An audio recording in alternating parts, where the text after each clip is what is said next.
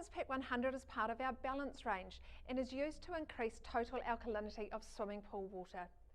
It's important to maintain the correct total alkalinity in the swimming pool because it acts as a buffer, and this stops the pH from bouncing around. pH is often the culprit when it comes to things like sore eyes, so really important to maintain the correct total alkalinity.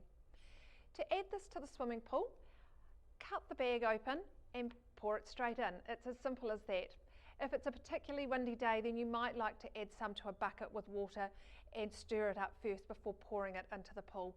This will prevent it blowing around from the wind. You may find that this sits on the bottom of the pool. It might not all dissolve immediately, so just get your pool broom and give it a sweep to help increase the rate that it dissolves at.